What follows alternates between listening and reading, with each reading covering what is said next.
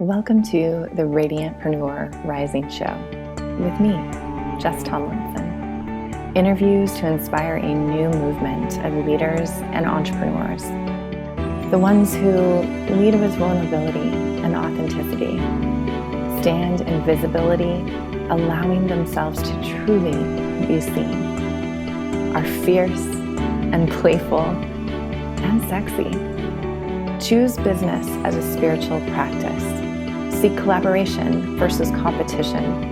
Know giving back is not an option. It's a necessity. They do it their way. They radiate. They rise. Now, let's rise together. All right. Welcome back, everyone, to the Radiantpreneur Rising Show. I'm Jess Tomlinson, and I'm really feeling so grateful and excited to be connected to the amazing woman that I'm going to be interviewing today, Jen Harrison. We were connected through a very dear friend of mine who is also a former client, Lucia Pavone. And so anyone that Lucia connects me with, I just know is an amazing woman. And I was looking at Jen's social media and kind of reading some of her blogs and her information that she puts out there. And I was like, yes, this woman. So welcome, Jen. Thank you for being here. Thank you for having me. I'm excited to connect. And I didn't know you were like pre-stalking, which I love. I was just a little bit, I usually do it like right before if I don't know the person, like just to get like a feel of like anything that I might want to bring back around in the conversation. Yeah. And, I mean, I rarely have those moments where I'm like, what are we going to talk about now? Like, the deer in the headlight. But in case I do, I like to have just a little bit of stuff. Yeah. Awesome. So yeah, really, there's like a couple things that I'm excited to talk to you about. Okay. Yeah. So let's dive in first with the question that I like to ask everyone, which is, how are you currently leaning into your visibility edges in your life, your business, both? Yeah. Okay. A number of ways. So I'm going to talk a little bit about actually like some of the really hard parts of being super visible online. Yeah. Beautiful. Thank you. So I am, I'm a queer woman. I'm bi and I present really feminine. And so I often it's just not the first thing people think when they meet me. They're not like, oh, she's clearly a lesbian. Like it's just not a thing. And even though when I was younger, and maybe you read this post too, when I was younger, I certainly had what we would, classically refer to as like a butch phase. Now I just I don't know, I feel really good about kind of playing with some androgyny in my wardrobe. And like, I love makeup and I love style and fashion and I love kind of feeling more feminine. And so I think that I've been like talking more about that lately, which has felt really good and empowering. And recently, like I went through a massive, like pretty energetically insane situation where I expressed some of what I was feeling within the context of a certain Facebook community and was like totally ostracized. And these were like some very close friends who I'm not sure fully processed the like queer woman behind the post. Because again, it's like, just getting taken for like the way that I present sometimes doesn't signal that there's like a whole there's like a whole universe happening in here, as there is with everyone, right? And so I didn't even have the opportunity for a conversation before I was ousted. And it was, I mean, like I happened to be traveling when it happened. And I mean, I've sent the post to many friends just to be like, am I crazy? Like, was I combative? Was I attacking? Was I, and they're like, it sounds like you were critical and yet not mean spirited, and like you're bringing up like nuances and important things, and like you get to talk about this kind of stuff. You know, it's a perspective, not a personal attack, and yet sometimes that's not welcome. And so I like, visibility is huge for me because I show up really vulnerably. I show up super vulnerably, and that to me is an invitation and a reminder. And I get like, even when I start feeling like doesn't really matter that I'm doing this, doesn't really matter that I'm sharing, it embarrasses the hell out of my family, like my extended family. They're like, could you please not put your whole life on the internet? I'm like, Yeah. but every time I do, somebody messages me and says, oh my God, I thought that I was the only weirdo that struggled with this thing. And you've Yeah. given me so much freedom around this, or you, and a lot of this happens in private messages. Yeah. So what I'm putting out in a public way is impacting people on a personal level, and then I hear about it privately. And Mm. so it's not always like, you know, glitter and fireworks on the internet, but it's often like the deeper, more impactful, really touching things that just make me be like, oh, I'm so grateful that a piece of my story or my life made an Yeah. impact.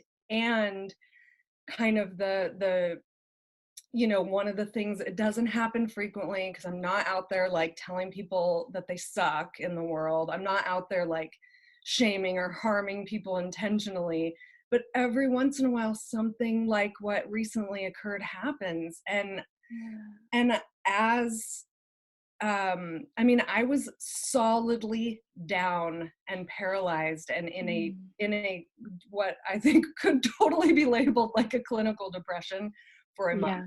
like a Oh, solid month. wow. Like I couldn't really post much. I couldn't really say much. I was terrified to go out in public and show my Mm. face. Mm. Because what if I run into someone who is friends with this person or friends with that person, or Yeah. is my like equity lens actually, you know, super fucked up, and am I not the person who I think I am because I had these things to say? And you know, it's like this deep like, Yeah. am I actually just like a problematic person, and did I just like flippantly say stuff? And you know, it's like I had to ask all these questions, and what I realized was that ultimately invisibility, we have control over ourselves. We have control Mm. over our value systems, who we are, our own perspectives. And we Yeah. can't control how other people see us, and we Yeah. can't control how other people react to us. And often it's so much more about them than it is about us, Mm-hmm. especially unless you're going out and saying like really like directly Blatantly. stuff. Right. Yeah.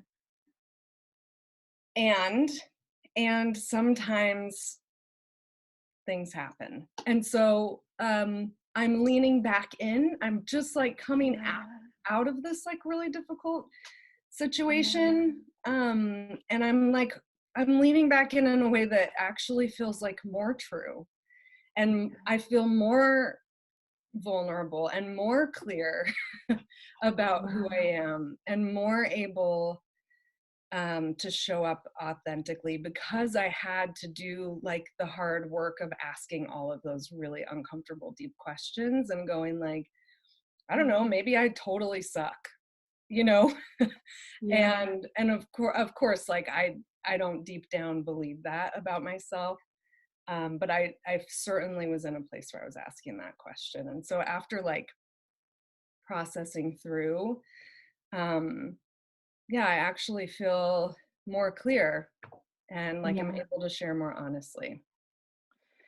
Wow. That was a lot. Wow, Jen. Yeah, no, it's Yeah. perfect because it's just everything that I feel like matters. So thank you for Yeah. bringing that just immediately to this conversation and for sharing your story, because first I just want to acknowledge like how much courage I can imagine that took to even write that post, Mm-hmm. and then to not feel heard, and then to like do the deep work and actually ask yourself all of those questions, when I know, so many of us, and I know me in many instances has initially been like, fuck you, if you Right. don't want to, like, if you don't want to actually listen to me, I thought this is what we were all about.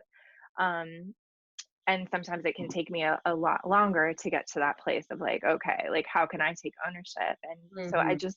I really appreciate you sharing all of the journey that you went through, not just the like, and then now I'm sharing more visibly than ever. It's like, Yeah. we do you know what I mean? Like Yeah. sometimes that really, I like that you use the word nuances as well. My current mentor is Elizabeth D'Alto. And I don't know if you follow her, but Mhm. you actually would love her, I think. Like, I'm just getting a sense. And one of the things that she's all about is just the complexities and nuances of like personal growth, and really taking a deeper look um, at, all of our different biases, and how we show up in, these communities, and how we're listened to and understood. And yeah, so I really think you would like Yeah. her. Mhm. Cool. I'll have to check Yeah. her out. Yeah.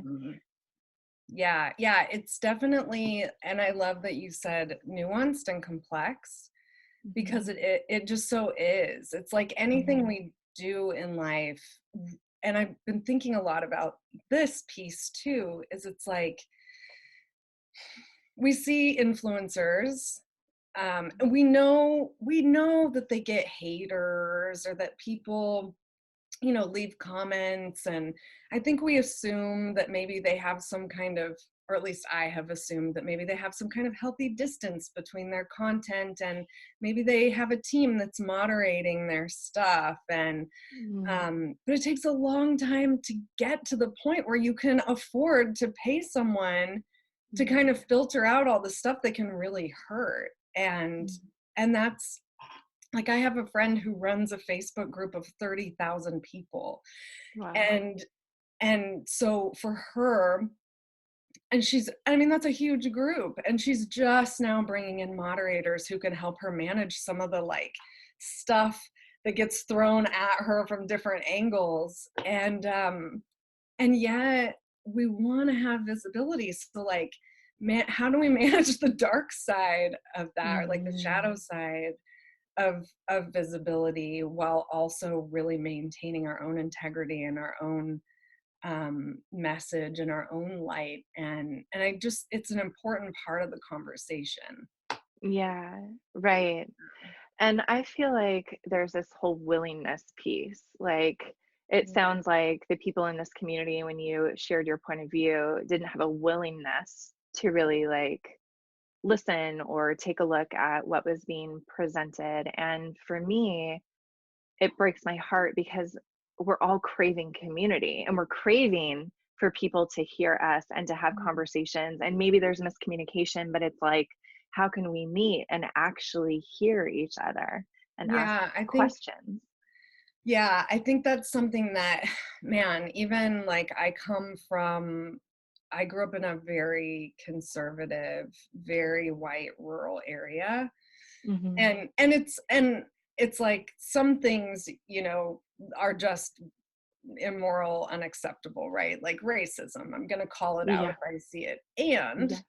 And I also understand that my version of California, living in the Bay Area, is so vastly different than my family's version of California, living way up in the mountains in a tiny town of like 17,000 people. And that's the biggest Yeah. town in the whole county. Like vastly different. Um, and and I'm, our political views are incredibly different. Are like, do we get to the point where we can't sit in a room with each other and, you know have a cup of coffee with my grandparents and have, you know Yeah. what I mean? Like, Yeah. I don't want to hear about Trump, but I do want to like see you as a human being, you know? Yeah. Yeah. Um Right, the And connection, those yeah, g the like, we were just connection, yeah, the we were just talking connection. about connection before we hit record, and Yeah. I know sometimes I just really long for just that, like, everything to else to melt away. And can we just, like, come back to these Mhm. human pieces of, like, Mhm. being here, like Mhm. yeah. Yeah, because I think ultimately we don't there's so much that we just have so little control over. Mhm.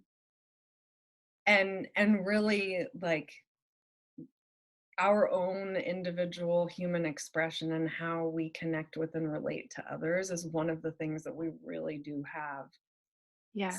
say in, and it's really what it's about. It's really like it's really it's what life is, right? Yeah, So yeah.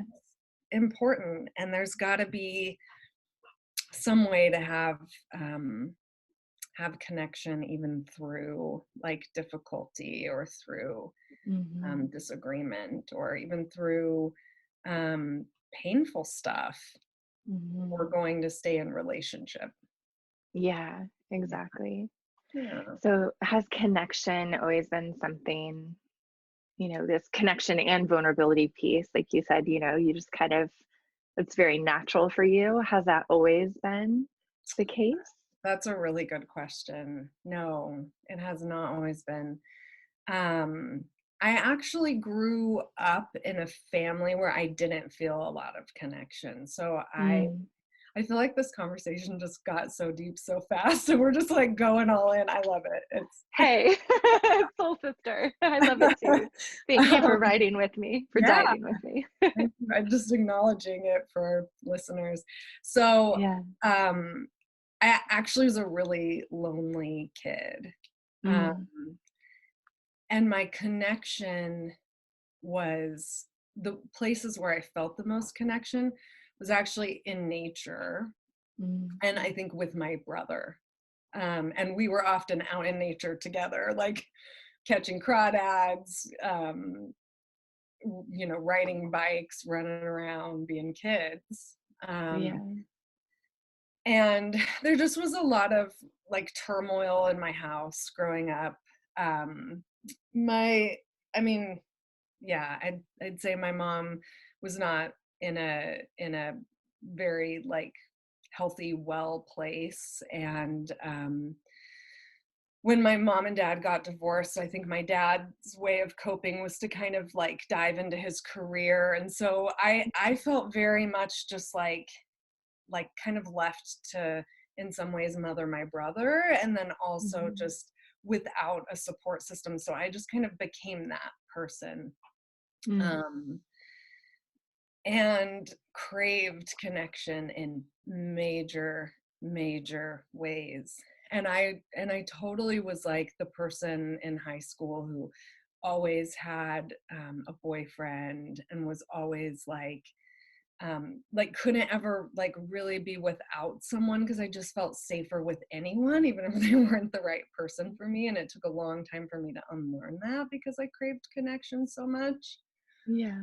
Um, and I had kids very young, and so I was 16 when I got pregnant and married. Mm. And so after a 10-year marriage, which was pretty much me like trying to be good enough in so many ways for someone who there's like I could get so deep into like mental illness abuse and how it repeated patterns from my childhood, all those kinds of things. I went through a divorce, and simultaneous to me going through a divorce, a friend of mine was going through a divorce. But Mm. she had been like deeply rooted in a community for like her entire life. And I had lived in this town for, I don't know, maybe 2 or 3 years, 2 years, I Mhm. think, at the time. And I watched her go through her divorce with support and grace and love and community, and I felt so alone, and I loved her. Like I had friends, but I just didn't have these like deep connections like she did. Yeah. And I continued to make bad choices in partners and got into like additional like weird bad rebound relationships, and she stayed single and just kept kind of doing her thing and totally was hurting. Yeah. Absolutely. She just got through it in such a different way than I did. And mine was like messier and uglier and lonelier. And it was then that I realized, and so I was like 26 or 27 at the time, when I just was like, holy shit, like I need community. And I Yeah. didn't have the kind of family support. Um, Additionally, I also was lacking that. So Yeah. I started intentionally building community, and it has been like the best decision that I've ever made, because and I was actually talking to a friend about this maybe last week or the week before. Is like one of the really deep things that happened when this like social media thing went down and I lost a big piece of the community that I thought I had, is one of the things that was so harmful or hurtful to me about that was that the only community I have is the community that I've built. My community means so much to me. Mm. And so the fear in there is like, am I gonna go through things again and lack support or be alone or be, one of the things that happened as a result too is like the people who have come around me are so incredible and Yeah. amazing. And like Lucia, who connected us, has been a huge support. So Yeah. community can shift and change. Again, it's a living organism that we just don't have a lot of control over sometimes. And what we do have control over is like building the connections and fostering them in a way that is meaningful and loving. And so it's, yeah, it's been really intentional. It's not always come naturally to me. Yeah. Wow. Huh, I can so relate because I really crave vulnerable communities. I want people that I like, we can just go deep immediately and I can talk about how bad I'm feeling and they're not trying to like make me feel better immediately and just really have that honesty that like the stuff that nobody talks about. And I did a similar thing where I don't even know how many years ago it was now, maybe like 7 years ago. Um, I created my first women's circle here in Las Vegas because of that reason. I was Yeah. like, I am networking and I was very plugged into the community and nonprofit organizations. And yet there was just this like part of me that wanted to connect more deeply with women. I didn't just want to like, talk business or like chitty chat and then be gone. And so I'm still pretty hardcore. Like when I leave my circles and I invite women over to my place, it's like the rules are basically you come here to talk about the stuff you don't talk about anywhere else. Yeah. And you come here to be heard, not to be fixed. That Mhm. you have all the answers inside of you. We're simply here to reflect and love you, like Mhm. where you're at. And Mhm. holy crap, it's just been like magical. And yes, I totally created that for myself. And like now that I'm back in Vegas, because I built a circle in Santa Cruz, and I'm like, oh my gosh, like I'm missing that already, right? Like we meet Totally. monthly. And Totally. I'm just like, okay, as soon as we move into this new house that we just got, like I'm ready to do my circle again. Because I need that. I need to feel heard, and especially like us as leaders, it's like, Mhm. with our coaching clients, it's like, yes, I have a level of intimacy with my coaching clients that I'm very proud of. And at the same time, like I'm their coach, so it's not about me, like it's Yep. about them. Yep. So yeah. Absolutely.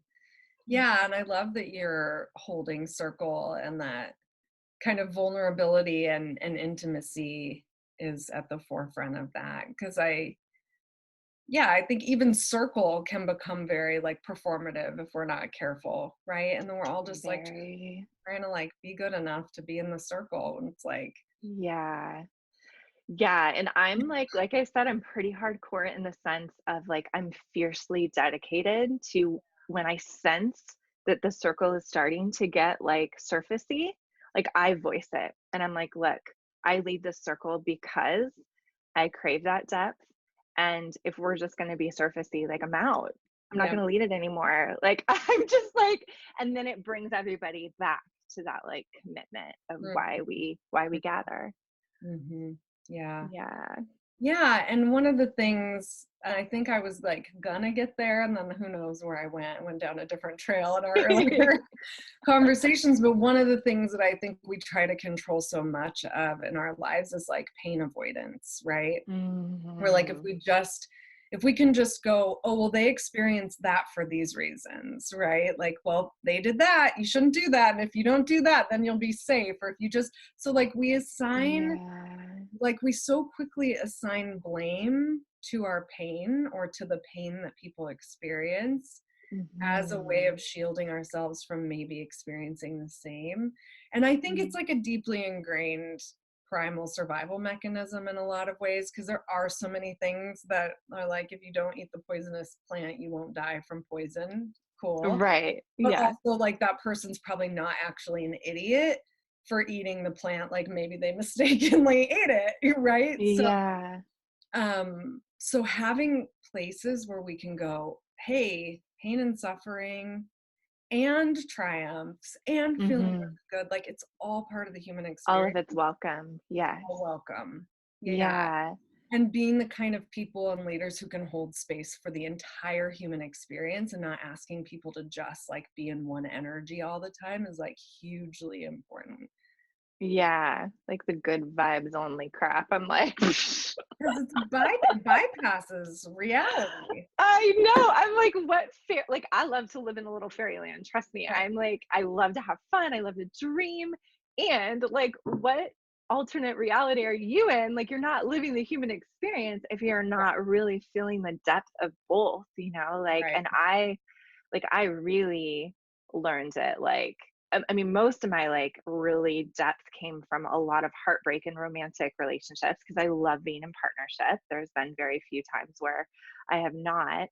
And those heartbreaks really took me, a level deeper. But then, like, whew, the last few years, I lost two very close friends, very young age, Mm, within 4 months of each other. And the second one was very yeah. unexpected. The first one was my best friend, and I was Oh, there when she died by her bedside. wow. And holy cow, I tell you what, that will like rip you open and just really like, I definitely had a new perspective on like, it's weird because I've like come to this place where like I crave connection even more. And part of me is also like, well, why does it matter that much? Like we're not, like any of us could die. So then I think what it's helped me do is discern Mhm. where I do want to spend my time Mhm. and energy, who can really like go to those places with me. Mhm. Because I now have that like, well, I lost my best friend and like, any life is so fragile that like I really, it's weird. I don't know if I'm making any sense. Oh, you're totally making sense. Yeah. Yeah. Like if you're gonna invest and if you're gonna hurt that much, it better be Hmm. worthwhile. Right. Yeah, Yeah. like taking the emotional risk, like who do you want to put that energy into and what can you risk? Yeah. Yeah. Oh, I'm so sorry that you went through that. Thank you. Yeah, it's still an unraveling, and it might be from the rest of my life, like Yeah. my very dear best friend that I just felt like it's funny because my rational mind is like, nobody is ever going to understand you like she did. Like, it was just, we had this ease, like, we were, Yeah. like, it really was a true love, of just being with each other. We had this ability to just like be with each other Yeah. and not need to explain things. And like, it was just very unique Yeah. and really showed me the magic of I'm so grateful that I got to experience that type of a relationship. Yeah. Um, so yeah, Mm. I, I'm curious for you, what what are some of the like lessons that you've learned in community, or like what are some of the things that you're really devoted to and how you show up, or even in your work? Like, what are some of those important pieces when it comes to community and connection? Yeah. Such a good question. because I think that I have just been through kind of a major redefining of that too. Yeah. I think that,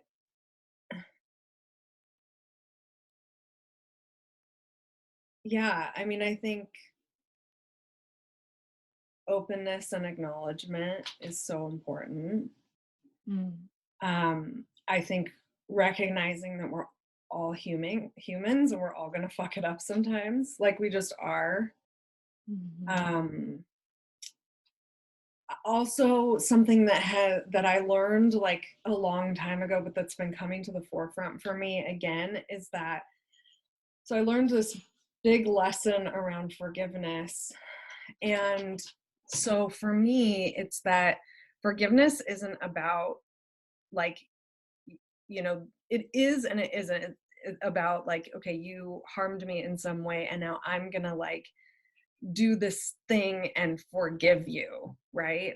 Like Mhm. it's Mhm. actually an energy.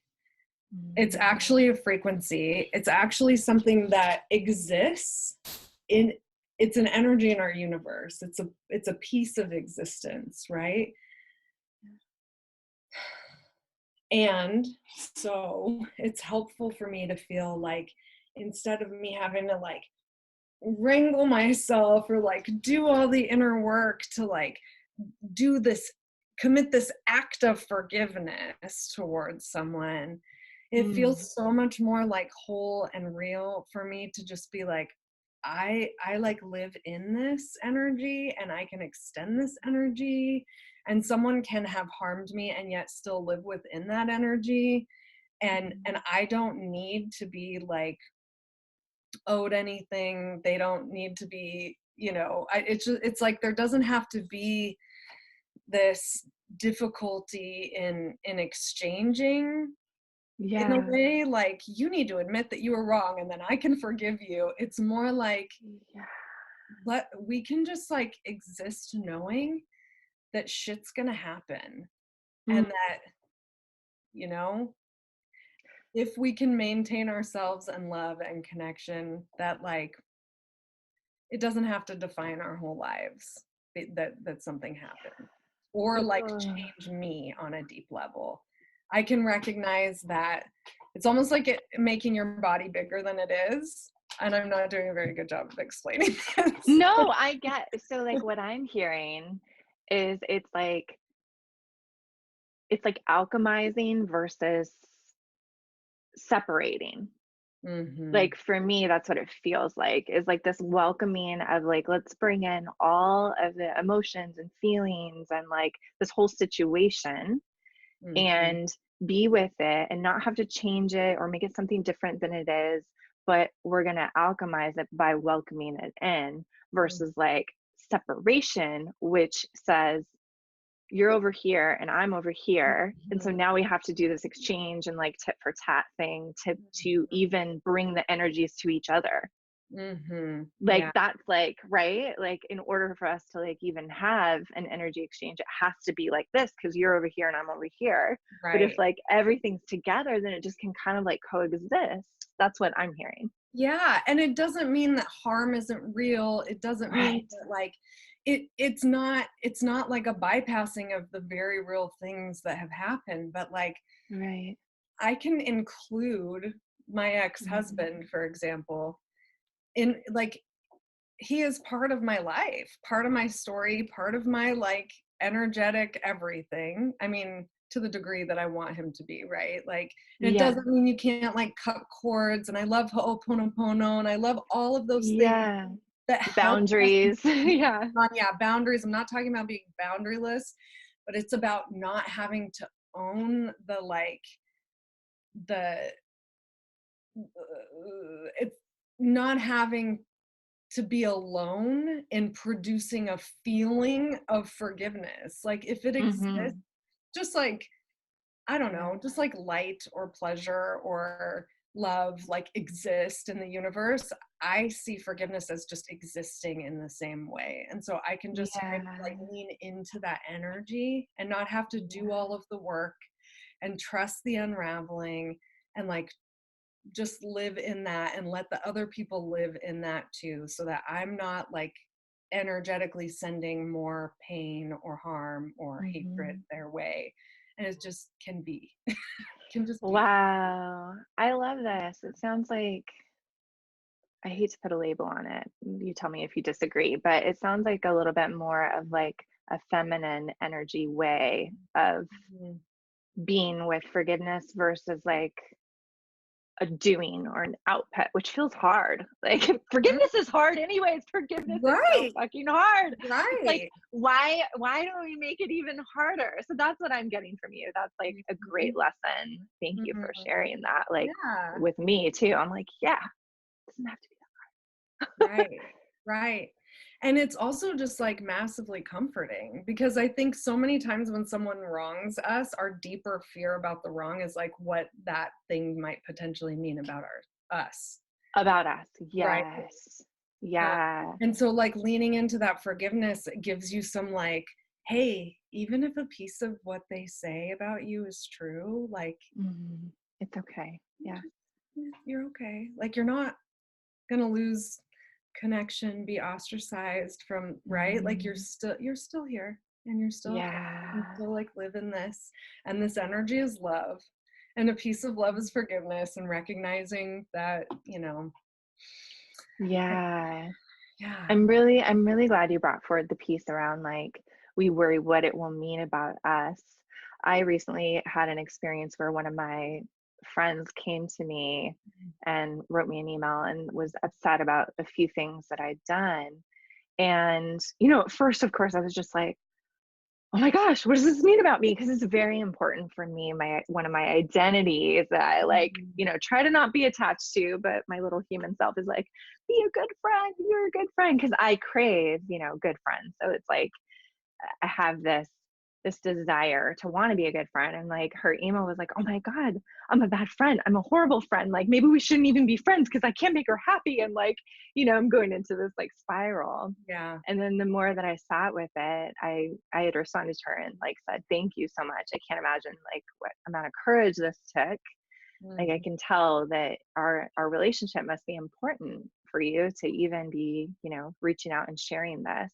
Mhm. Um, and so yeah, and to not like then make it mean something about me, and Yeah. to also at the same time like open my heart and just like hear what she has to say. And then I can choose to say, okay, yes, I will do that to be a better friend to you because that's what you need, or I don't have to choose.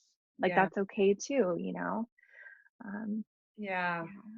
Yeah. It's hard though, especially with people you really care about. Oh At least man. for Yeah. me, it's hard. None of what I've been saying is easy. I know. And it doesn't come from a place of like, this is just how you do it and you forgive. I Like, know. it's like we've got to like lean, yeah, lean Yeah. into something. Sometimes we just need to lean into something that's bigger than us because like Yeah. it is hard, Yeah. And hard to. don't you think if like connection is really important to you, like it is for both of us, that you will probably feel like this pull to doing that deeper work with relationships because that is the gateway to connection. Yeah, totally, Yeah. Mm, totally. Yeah. yeah. Hmm. I'm like thinking of some of the other stuff that I wanted to talk to you about, and now I'm like, I don't even know. Like, is this even Like, like this is like seems like out of the blue because we've gone yeah, down through this beautiful hole. So is yeah. there anything else around this like connection, community, relationships that you're Yeah. feeling like wants to come up?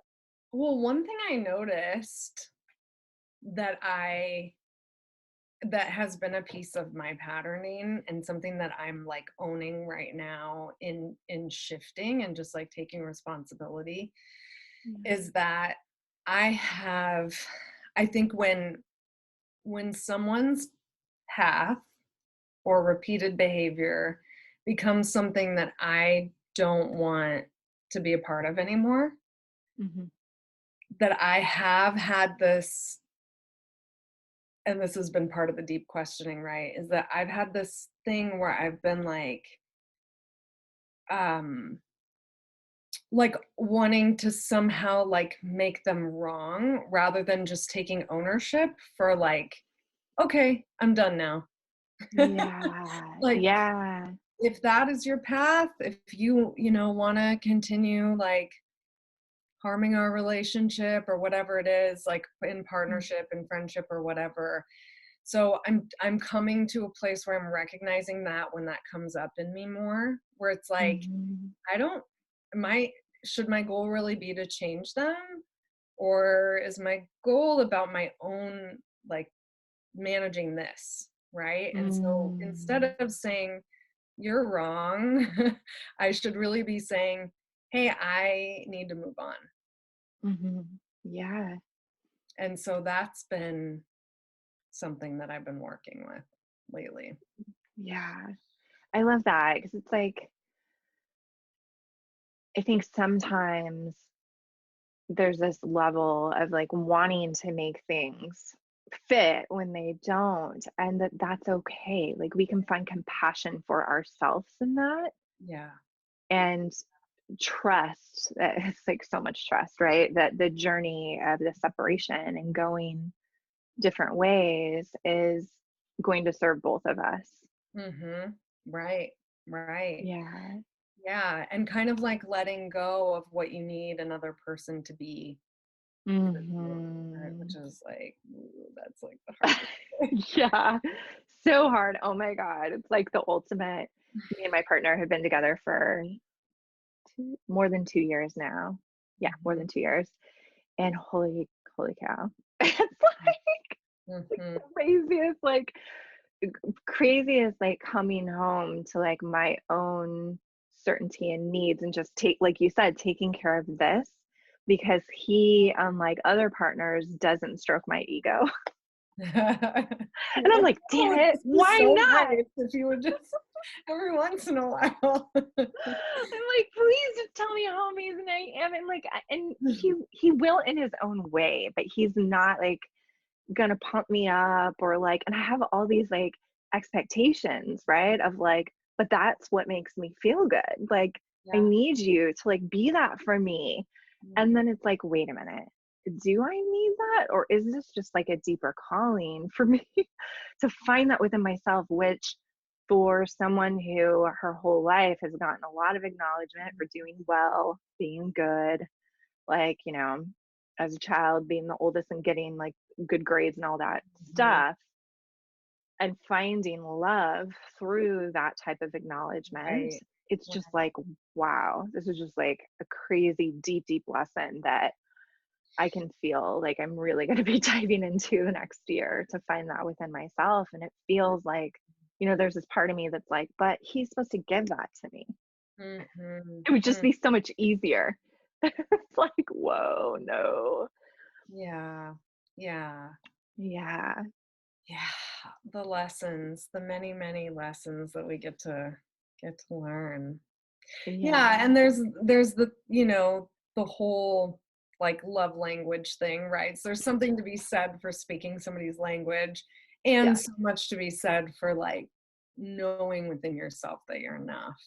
Exactly. Yeah. I had one of my friends in my women's circle in Santa Cruz like reflect to me, you need words of acknowledgement. Like that's Mhm. okay. You need that. And I'm like, yes, thank you for validating that. And I can get it from other places. And so Mhm. she was so amazing. She would like text me randomly and be like, you were sexy, and like, like she would say a bunch of stuff like, Yeah.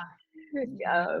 you're amazing. I don't know. I was really like, yeah, Oh. really touched by that. Like, whoa, those kind of friends that will just like go the extra mile and give you what you need. Yeah, and this is a whole other thing that we could open up and spend a whole hour on, I think, Right. is like expecting a partner to be the everything that you Yes. need. It's like such a Disney fairy tale thing that we're just like force fed, especially in this country. Yeah. Whereas I think so much of like before we lived in our own little houses and our own little boxes. And, when people were living more communally and family there's so many hardships that come along with all of that. And you Yeah. often, it's like you have your partner and you do the life stuff together, but then you also have so much community around you that's helping you raise your kids and helping you maybe feel a sense of being bolstered in the world. And I think the Yeah. more alone we get, the more pressure gets put on our partnerships, and that is just tough. Yes. Yeah, which brings it back to our whole kind of the thread, right? Is this community Yeah. and yeah, it's like how much pressure that is for Yeah. a person as well to like feel like they have to be our everything or, you Yeah. know, y- yeah, it's just like it's so silly. It's really silly like Yeah. and to be able to actually have community that you can tap into and even with the friendship thing, I've been really like exploring this because I love having deep friendships and I've really been doing the inquiry around like, okay, and what friends can I accept really I feel aligned with in this way and they Mhm. don't bring me this thing over here, but then I have people in my life that can also I can feel a depth around something else. Mm. Yep. Y- Totally. Yeah, which Totally. impacts like everything, right? It impacts our work, our businesses, our how we feel, our other relationships. Like Hmm. it really is everything. This type of support, Right. having that. Yeah. Yeah. Yeah. Oh my gosh. I'm like, I love that we went down this rabbit hole. Is there anything that you want to say about your work? I know you help people in business, and Yes. I saw that you take people to Bali, which is amazing. I've taken two groups of women there myself. Yeah. Oh, love It's like Bali. so magical. Yeah. So tell us, like, how does maybe even you can relate it to what we've been talking about? Like, how do you integrate these pieces that are so important to you in the work that you do in the world? Yeah. So I I opened my first business when I was 26. So fresh out of the marriage that I told you about. Wow. And I always wanted to open a catering company. I used to work for a friend's catering company. I worked for other catering companies. And I was like, this is what I want to do. Like, this is Yeah. amazing. I'd get to feed people and I love to cook. And so, for all of these very beautiful, passionate reasons, I opened a farm to table catering company. Single mom with 3 kids under the age of 10, no support at all in the same, because I lived in a town where none of my family lived and I just moved there, so I didn't have any friends. Wow. And I'm like, I know, I'm going to follow this passion and open this catering company. Uh, Wow. yeah. So I did it like the hardest possible way. And I learned very quickly that my passion for food was super crucial and that I needed to learn a whole bunch about business in order Mm. to make my company successful. And so I did. And so everything that I learned from that time, from like organic marketing and how to be the face of your company and how to be visible in a community and how to build connections and how to like leverage your, so we had the catering company, and then eventually I produced a line of gluten-free baked goods that I distributed to cafes Oh, and natural wow. food stores. And so like how to leverage one business into growing another arm of it, Mhm. just like played with all of these things. And I learned so much, so much. And unsurprisingly, I burned out. And um, one of the bad decisions that made in relationships was a boyfriend who I brought into the company. And when that relationship dissolved, so too did the company, essentially. And so I moved to the Bay Area and went into corporate sales in the food industry, and then really started nerding out on marketing. So I had this like whole background in business and sales and working on projects at companies in corporate on like increasing revenue over the next 5 years. Like, you find out like we're putting a team together, and your job is to find out how we can increase our revenue by $20 million over the next 5 years. You have 3 months, go. That kind of Oh, thing. yeah, yeah. And so I just got to like dive deep and nerd out and figure all this stuff out. And I loved it. And I was super creatively not engaged. So I created Piper and Sloan originally as a blog, just to kind of bring so I think of Piper and Sloan as two separate women. So Piper is kind of like the hippie, chef, like kombucha brewing mom side of me, and Sloan is the more business oriented, like geek out on strategy side of me. And I created I love it. Yeah, thank you. So Piper and Sloan is where they get to come together. And over time, I have met woman after woman after woman who's like, yep, I have to shut myself completely down to work in a male dominated industry. And then I come home and I'm expected to just be this like matron of love, and I'm here to cook for you, and I'm exhausted, but I'm supposed to just give and give and give. And so my coaching work has become even more relevant in that way, where it really is at the intersection of business and personal support and development and fulfillment. Yeah. And so, yeah, I work one-on-one with clients on their businesses, but there's a lot of personal stuff that goes into it. And it's different for every client. Some clients want to do more like meditation and talking about feelings, and other clients want to be like, let's talk about this business stuff. And then we hit a wall and we realize that it's because they're struggling with something deep. You know what I mean? Yeah. So Yeah. just feel it out with each individual client.